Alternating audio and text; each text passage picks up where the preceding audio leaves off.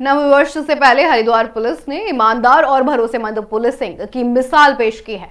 SIDCUL police ने operation recovery के तहत आपको बता दें 138 लोगों के खोए और चोरी हुए मोबाइल फोन बरामद कर उन्हें असली मालिकों को सौंप दिया है, जिससे नए साल की शुरुआत से पहले ही सैकड़ों चेहरों पर मुस्कान लौट आई।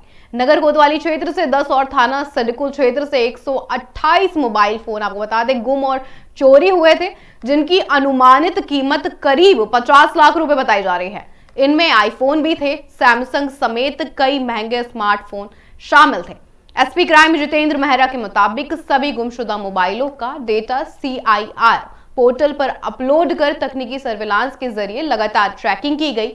इसी तकनीकी निगरानी के चलते एक एक कर 138 मोबाइल बरामद कर लिए गए हैं। पुलिस ने मोबाइल स्वामियों को थाने बुलाकर विधिवत सत्यापन के बाद उनके फोन सुपुर्द किए। नए साल से पहले सिडकुल पुलिस की इस कार्रवाई ने आम लोगों का भरोसा और मजबूत किया है और ये संदेश भी दिया है कि हरिद्वार पुलिस सिर्फ कार्रवाई ही नहीं, भरोसा भी लौटाती है।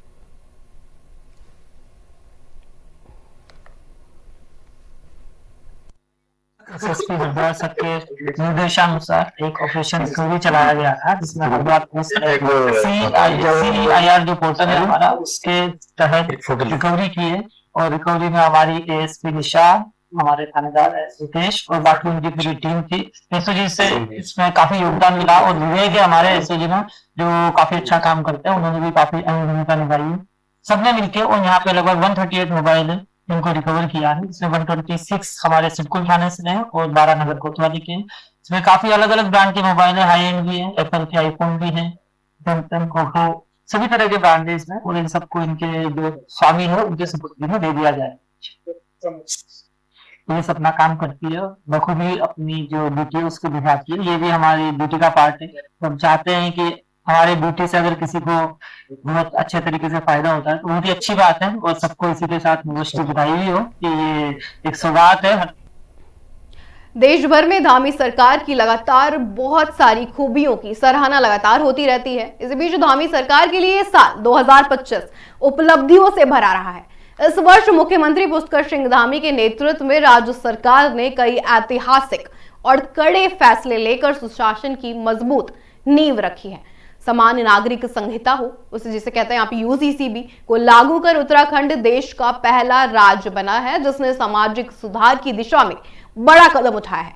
इसके साथ ही काले नेमी अभियान के जरिए ढोंग, अंधविश्वास और फर्जी साधुओं के खिलाफ सख्त कार्रवाई कर सरकार ने कानून व्यवस्था और सामाजिक चेतना को भी मजबूत किया, जिसकी लोगों ने खूब सराहना भी की। इस अभियान से आम जनता में सरकार के प्रति विश्वास भी बढ़ा और अवैध गतिविधियों पर अंकुश भी लगा है। साल 2025 में धामी सरकार ने डेमोग्राफी चेंज, लैंड जिहाद, लव जिहाद और थूक जिहाद जैसे मुद्दों पर भी कड़ा रुख अपनाया है। अवैध अतिक्रमणों के खिलाफ भी बड़े स्तर पर अभियान चलाए गए लगातार, जिससे सरकारी भूमि को मुक्त भी कराया गया। इसके अलावा रोजगार हो, निवेश हो, पर्यटन हो और इंफ्रास्ट्रक्चर विकास के क्षेत्र में भी उल्लेखनीय प्रगति हुई है।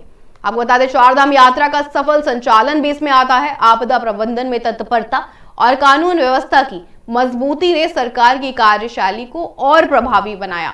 लोगों के मन में विश्वास भी और मजबूत हुआ है। कुल मिलाकर 2025 धामी सरकार के लिए निर्णय, साहस और सुशासन का वर्ष साबित हुआ, जिसने उत्तराखंड की राजनीति और प्रशासन दोनों में नई दिशा तय की है।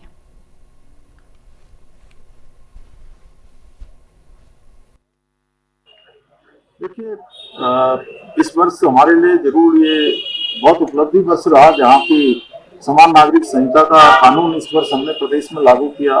राष्ट्रीय खेलों का आयोजन हुआ, ऑपरेशन काल नेमी राज्य के अंदर चलाया गया, जो आज पूरे देश के अंदर जिसकी सराहना हो रही है। और इसी प्रकार से हमने कई सारे एक्टिविटी बनाए। हमने राज्य के अंदर मदरसा एक्ट समाप्त करने का भी निर्णय लिया है। बड़ी सारी जमीनें जो अवैध रूप से अतिक्रमित की हुई थी, 10,000 एकड़ से अधिक जमीनें हमने इस अतिक्रमण से मुक्त कराई है। अनेक विकास के काम भी हमने आगे बढ़ाए हैं। विकास के कामों में भी उत्तराखंड को पूरे देश के अंदर एक उदाहरण माना गया है, चाहे वो खनन सुधार का क्षेत्र हो, जिसमें भारत सरकार ने हमको 200 करोड़ रुपए की धनराशि प्रोत्साहन राशि के रूप में प्रदान की है, 100 करोड़ के रूप में। वहीं हमने अपना रेवेन्यू भी पिछले 2 सालों में बहुत तेजी से आगे बढ़ाया है। जो रेवेन्यू हमारा 400 करोड़ के आसपास हुआ करता था, वो रेवेन्यू हमारा 1200 करोड़ पहुंच गया है। एक बड़ी उपलब्धि इस क्षेत्र में हमारी रही है। एसडीजी इंडेक्स में, सस्टेनेबल डेवलपमेंट गोल्स में भी हम देश के पहले पायदान पर आए हैं, पहले नंबर पर हमारा स्थान आया है। ईज ऑफ डूइंग बिजनेस हो, ईज ऑफ लिविंग बिजनेस हो, सिंगल विंडो सिस्टम हो, या हमारे इन्वेस्टर समिट में हुए एमओयू को धरातल पर उतारना हो, इन सभी क्षेत्रों में एक बड़ी उपलब्धि हमको प्राप्त हुई है। आने वाले समय में हमको जहां 2027 के प्रारंभ में ही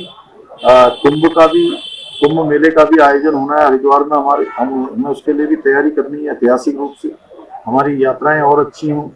शीतकालीन यात्रा जो हमने प्रारंभ की है वह भी सुशासन की दृष्टि से और प्रशासन की दृष्टि से हर क्षेत्र में हम नवाचारों को अपनाएंगे। उत्तराखंड हिंदुस्तान का श्रेष्ठ राज्य बने, उसमें हर एक उत्तराखंडी का अपना योगदान हो, उसके लिए हम सबका आह्वान भी करेंगे। और ये वर्ष हमारा और उपलब्धियों भरा वर्ष हो, ऐसी मेरी भगवान से परम पिता परमेश्वर से। इस बुलेटिन में इतना ही। मुझे दीजिए इजाजत। नमस्कार।